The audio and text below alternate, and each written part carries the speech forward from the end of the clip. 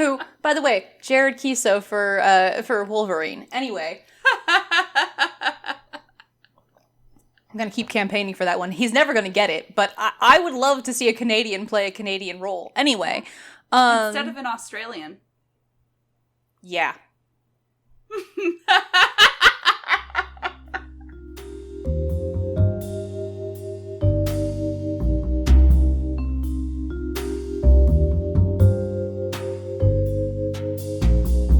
Hello and welcome to the podcast. I'm Marisa. I'm Ariana. And we're the Krolmeister sisters. As a reminder, this podcast is rated T for teen for strong language and mature themes. If you don't like that, well, that's okay.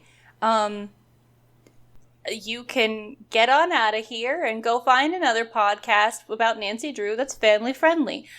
They exist. I'm not going to tell you the ones right now because I don't remember them. But I'm certain you can find them. So true. I'm not doing your homework for you. I'm not Nancy. You're really mad about Warnings Waverly Academy right now. I'm a little salty, yeah. That's valid. But what are we talking about today, sister? Today, we're taking a look back, and we're gonna talk about the creepiest culprits on the second playthrough. Yeah. I don't remember who suggested this, but I want to say it was Nicole the Pickle. Probably. I feel like it seems 90% of our topics come from Nicole the Pickle. It's not true. A lot of them also come from Melted Joan Cusack on Patreon. Which, if you guys want to tell us what to talk about, you can do so on Patreon. Yeah, it's true. But yes, so whoever it was suggested. Someone suggested we do this, and we're like, yeah, because there are some characters that you go through the first time, and they completely slip by, and then you go through the second or third or fourth time, and you're like, oh my god, I hate you, you're scary. Yeah. Yeah, pretty much. I so on. really like this because I've been rewatching one of my favorite shows, and rewatching it this time, it's every single time I rewatch it, I see more things, and I'm like, oh my god, this was perfectly crafted. For real. Like, yeah, it's just an amazing, and I'm not going to tell you guys what it is, but it is honestly, on rewatch, it's amazing. It really is. It's a good one. So that's kind of what we're going to talk about here. I also would like to bring up the fact, and I will link this in the description, the ProZD skit of second playthroughs and hearing them, like, the difference between the first and second playthrough, and in the second one it's like it's just really now I don't know what you're talking about. You don't know what I'm talking about? Oh my god. It's an amazing skit, and I will link it later because that's all I could think about when I was starting writing this. But I started with Claire Thornton. Mm-hmm. Because oh boy. What seems on the first playthrough like it is a self-important worldview, right? Of like a rich person, like everything is out to get me kind of a deal. On later playthroughs, it's just like paranoid victim complex. She has taken all of her guilt about what happened to Charlotte and rewritten it all to be that it's everyone is attacking her. She is the telltale heart. Like, oh my god. Like, it's come so to good. Life. It's like really so well done. And that's what I'm going to say about a lot of these, is that it's really well done. And the ones that aren't, it's a different story entirely. But we'll go case by case on those. But yeah, no, she is, like, first of all, even on like the first couple of playthroughs, like, you don't really get the feeling of why Jesselyn called her chairman mom. Which, such a weirdly outdated reference for the time, and I don't know. Anyway, but the point is, she just doesn't. It's just like, I don't know. She seems benign enough. She seems like she just makes some snide comments and like move on. But like, you keep watching, and it's like, oh my god, this woman is this house. Yeah. She has fallen apart. In the first playthrough, we hear her act like people have obviously kidnapped Jess because of the family fortune, but when we play it again, we can see that it's partly due to the guilt of how she killed. Yes, it was manslaughter, but she fucking killed Charlotte. Yep. For the family fortune. You know, it's like, to be the heir, she was just gonna scare her, and it's like, of course, if I would kill my beloved cousin for the money, then why wouldn't some other random person? I'll bet you Wayne did it. Yeah, indeed. Wade. You said Wayne. Did I? Yeah. And I had like a minute there of just like, there's something wrong with that. Something's wrong. Apparently, I've replaced him with Wayne from Letterkenny. Yeah, okay. Yeah. Sure. Why not? But yeah, that is, to me, Clara Thornton on further playthroughs, just, it's more and more disturbing. It's disturbing, and then also, like, weirdly heartbreaking on certain playthroughs. Oh, yeah. You're like, shit. Yeah. At the very end, the like, talking to Charlotte while the house is burning down. Like, it's like, lady, you done snapped. Yeah. It's just, mwah, chef's kiss. Okay. Yep. But moving on to our next one. Rentaro Aihara. Yeah. On the first playthrough, like you said in the notes, he is so endearing. Like, you look at him, and he does all of the cutest things in the world, and you're just like that deer in the headlights look that he does, fucking, like... He's like just a kid brother. He is. He's just the beloved, like, kid brother. Like, and you kind of see him initially like Yumi sees him. Yeah. Which is, you know, oh yeah, he was just an obnoxious little kid who I could get in trouble with. Yeah. You know? Exactly.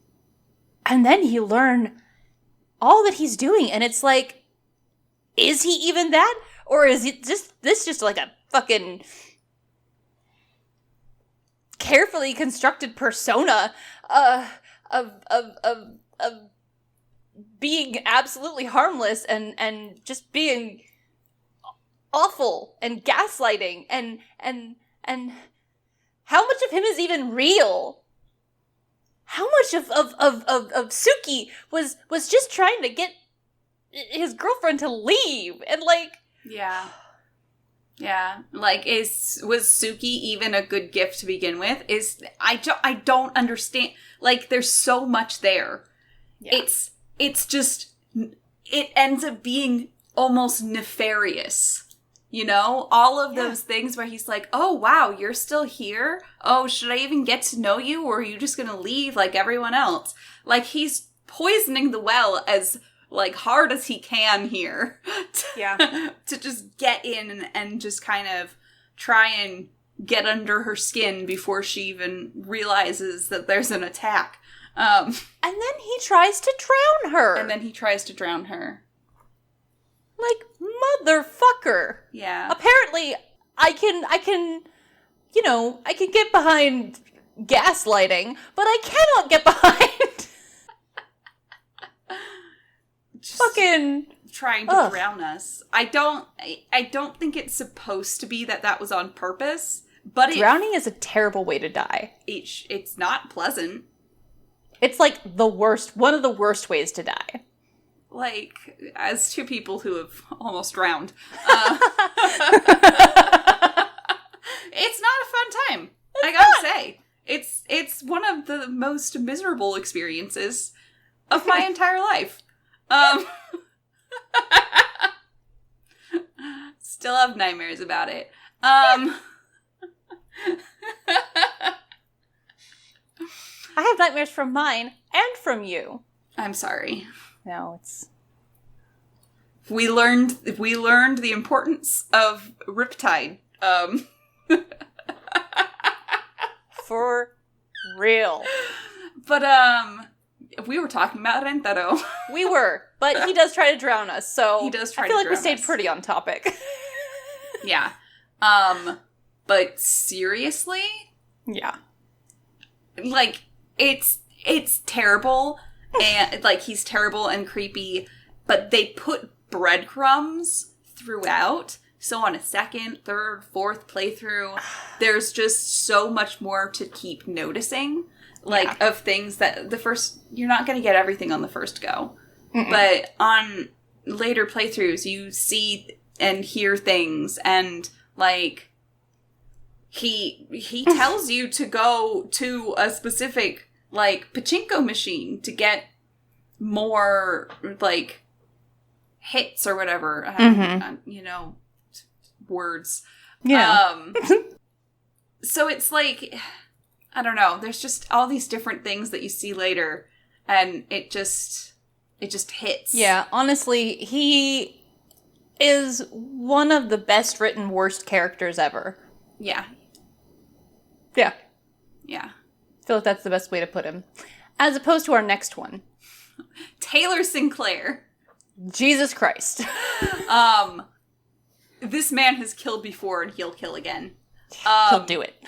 And it's outright, he's killed people. But I know, first playthrough, he's also creepy. Like, as children, we knew he was the culprit. Ariana called it out, like, within meeting.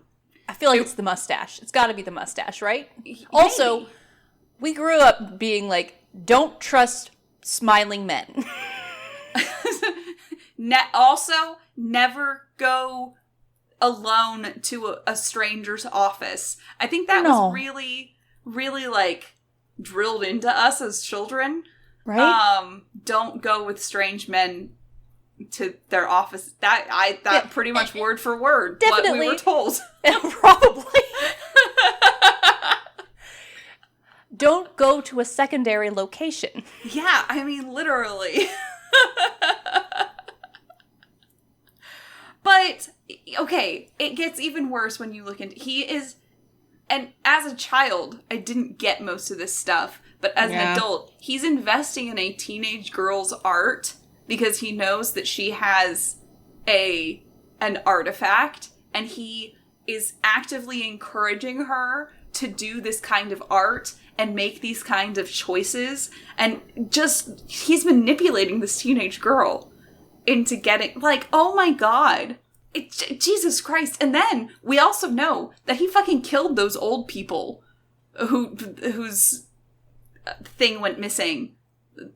Like, he turns off their, like, air conditioning and they overheat and die. Like, which also another really bad way to go. What the fuck? Yeah. We also suffocate in that game. Which brings me to the last part, that he literally spends the entire game following us around just so he can get to us at the very end and then kill us the first chance he gets. Yeah. I mean, like you said, it's not like he's not creepy to start, but, like, it really sends off your danger signals. It's like, Nancy, get the fuck out of there. This man's gonna kill you. Yeah. Especially, it's like, as a child, I never got the Big Bunny reference. Like, the reason that it's like, because Poppy Dada says that he's like a big old bunny or something like that. And as a child, I didn't connect those two things. So, like, as an adult, upon playing, though, it's like, Jesus Christ, he's this person that Henrik was writing about in his notes? Fucked up. It's real fucked up. I'm not a fan. Yeah. Next one, though. If I'm honest, Jane Penvillain. Because honestly, like, first playthrough, Actually, feel bad for for several her. playthroughs, you feel bad for her. She's a lonely little kid. She's interested in monsters, which, honestly, soft spot for me. It's like, I get you, kid. I get you. She just wants to play. She just wants to, like... But then, the more you replay it, the more it's like, I mean... She could have done literally anything other than gaslight and drug her stepmother. Like, she couldn't clearly just get away with that shit. Yeah. And the worst part is, she's a rich kid. Yeah. She can easily continue this into her future and never suffer consequences. Yeah. We're gonna see a fucking newspaper clipping that says, oh, 16-year-old Jane Penvelin has inherited her family's fortune after all her family mysteriously died. Yeah, of course. Except Mrs. Drake, who helps provide her with the poison. Because she's a good auntie. She is. But yeah, it's like, there's so much else she could have done that wasn't drugging and gaslight. It's just like you look at it and it's so calculated then. Like, honestly, impressive. But really though. It's kind of just terrifying when you look back on it as like this child. And it does still make me feel bad for her because it's like the fucking life she's led to have to develop these skills. Right? Of, like, manipulation, and, like, what is she seeing around her that gives her the idea to do this? Because this is not something that comes out of the blue. That is something that you learn from watching other people do. So, like, what? Who is it? Is it Hugh? Is that what Hugh is like? Is it seeds that were planted by fucking, Ethel? Ethel? Like, oh, you had an ancestor who did this. Yeah. Because she absolutely would. But yeah, not a lot to say about Jane, but she's a creepy little girl. My next one was Elliot Chen. Because for someone who's just making counterfeit carousel horses, which, I mean, just make carousel horses and sell them. if they're that good, just make them and sell them. You don't have to break the law to do it. I am so certain that a rich person would love to have him, like, design an indoor freaking carousel for their little brat. But anyway, as benign as his crimes are, he physically comes after us in the end, and he's just like... He's gonna murder us with his own two hands. Yeah, there's no remorse in his eyes. He's not sorry to have to do this. And so then when you replay, you are in tight spaces with him. You, I mean, it's no good. It's all danger. Yeah. And when he traps you on the fucking, roller coaster track, it's like, you are in so much danger. Yeah. He's a goddamn maniac. Yeah. But of course he is, because he's counterfeiting horses. Yeah. Yeah. Next one is also someone who just kills us with his bare hands. Yes. Andy Jason.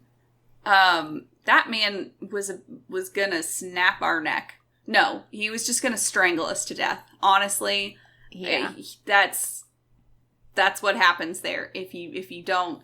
And as your eyes are closing, he goes, "No, keep your eyes open. I'd like to watch the light go out." Yeah, something like that. And he's done it before, and he'll do it again.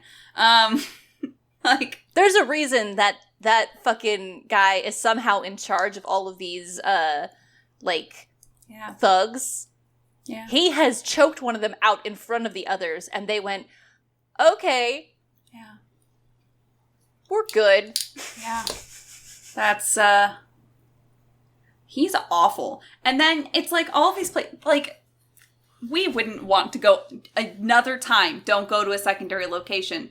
We go on Don't go with strange men alone on their boats. Another thing said to us verbatim in our childhood. Right? Don't go with strange men alone on their boats. Yes, Mama. It's because of the implication.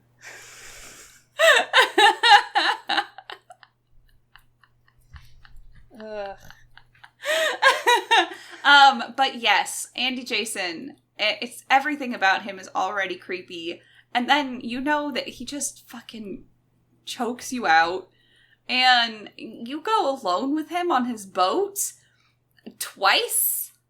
And it's like he's taking you out there. He's taking you out there knowing that he's sending you there to kill you.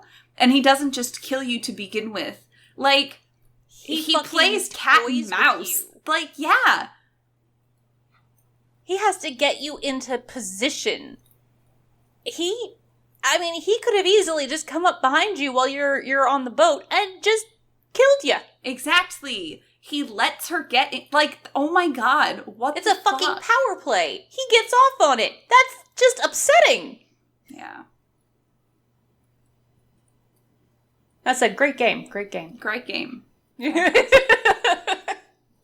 You really want to defeat the culprit in that one. Next one, love her though I do. Renee Amond. Yeah. From Crystal Skull. From Cry. Cry. Cry for me. Cry! So, like, first playthrough, it's like, yes, this woman is eccentric. Yes, she makes, like, tonics and potions, and it's like, this woman's a witch. But you don't take her for, I mean, let's be real, if you believe in the crystal skulls, then you believe in the ancient astronaut theory, because that's the whole point of it. And I gotta say, that's crazy. But then she leaves you in a hole and takes off, and she's trying to make a getaway, and then she loses the skull, but that drives her insane to the point where when we see her in handcuffs in the end game, she's cackling like a fucking lunatic. And it really affects replays. It really does. Yeah. Yeah, especially since, like, you start thinking, right, about, like, her motives for, like, the entire, like, friendship with Dr. Bolay. Mm-hmm. So... And it's like, she didn't mean to kill him, but she definitely tried to take his goddamn crystal skull. And especially since she knew that the Whisperer was, like, they had to get murdered to get it. So, like, that really has to then say what her motives were in sending that letter and keeping him off of his heart meds. Yeah. I don't think that part's actually, like, explicit. That he wasn't taking his heart meds. I think that was, like... Yeah. A read between the lines kind of thing, but... Still... Yep. Fucked up. Real fucked up. Fucked up, if true. But... Also... Last one for me was Shorty. Shorty Thurman. He pretends to be our friend. And our confidant. And then he tries to murder us. He follows us into the desert and scares away our horse. He's like that confident that he's going to just murder us. I'm coming for you, Nancy. Like he's 100% intending to murder us, and no one would find the body. They wouldn't fucking find the body there. That's another thing. Going out to the desert alone. Nancy. People will not find you there, girls. Yeah. Oddly specific things from our childhood that we could just summon up. Yeah.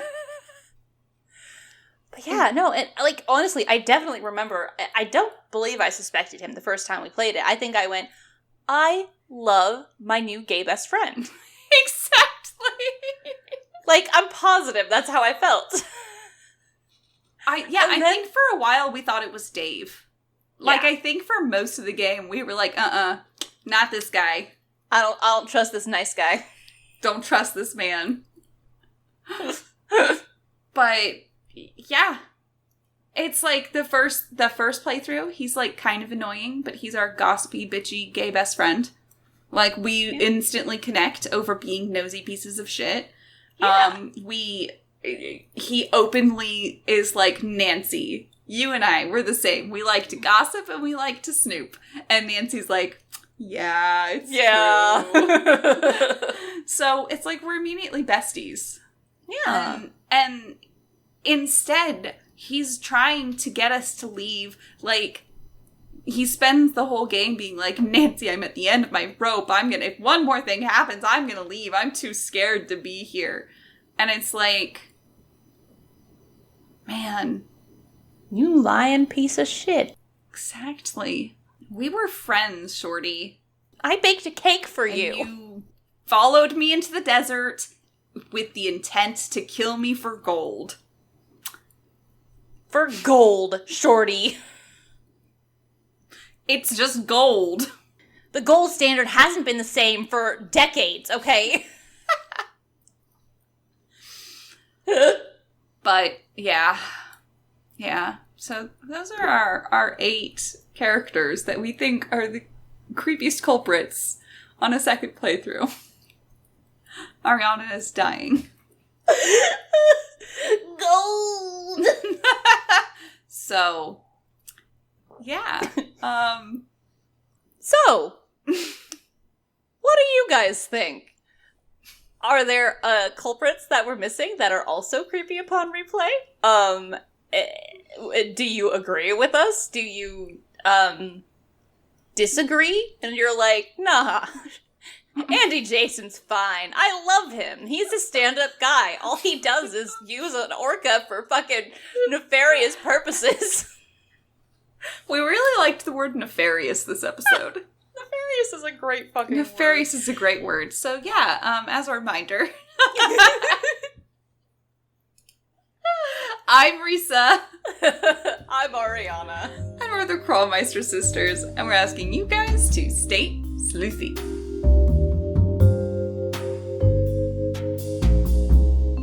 Our exits are really becoming so abrupt.